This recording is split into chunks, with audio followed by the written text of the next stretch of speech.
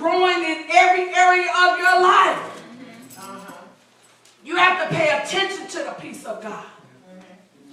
It rules, it reigns, it quietens you. It says that peace that passes all understanding. God, I don't know how you're going to do this, but I'm going to trust you. Because I'm acknowledging you. You the head honcho. You're in charge. You're number uno. The third way to understand the will of or discerning God's life, let's go to 1 Samuel, the 25th chapter. 1 Samuel, the 23rd chapter,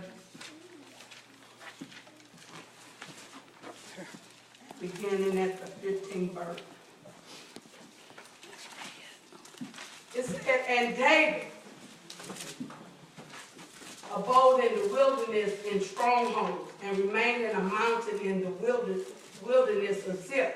And Saul sought him every day, but God delivered him not into his hands. And that was during the time that Samuel was running from Saul. Saul was trying to kill him. And Saul was trying to kill David. And David saw that Saul was come out to seek his life. And David was in the wilderness of Ziph in the woods. And Jonathan's son arose and went to David into the woods and strengthened his hands in God. And he said to him, fear not, for the hand of Saul my father shall not find thee, and thou shalt be king over Israel, and I shall be the next until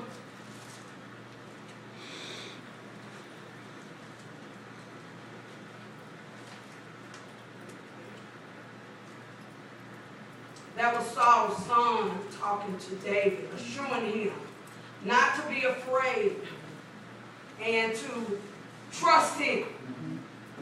Sometimes in this situation we do have to trust things or people that sometimes it may seem like it's not likely.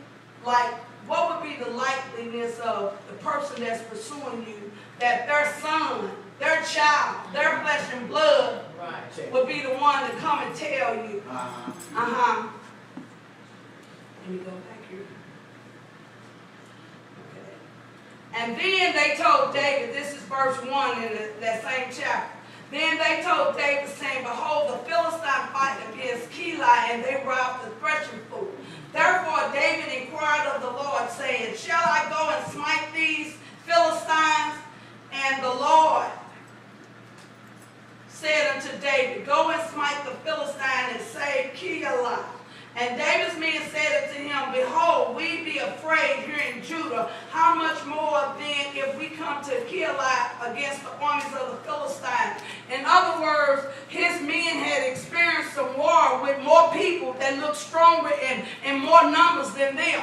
But David had sought the Lord. He asked God, should we go? And God assured him to go. So David was like, he was not turned around in his decision. He was certain that he knew God's voice. No, we're going. It said, then David inquired of the Lord yet again. He had another situation. And the Lord answered him and said, arise and go to Keilah, for I will deliver the Philistine into thy hand. So David and his men went to Keilah and fought with the Philistines and brought away their cattle and smote them with a great slaughter. So David saved the inhabitants of Keilah, and it came to pass. In other words, because he saw God, and even if he wasn't sure, he saw him again. No, I heard him say, go, I'm going. And he came away victorious. He came away with the fat of the land. He got their cattle, their herds, their possessions, and he freed their people.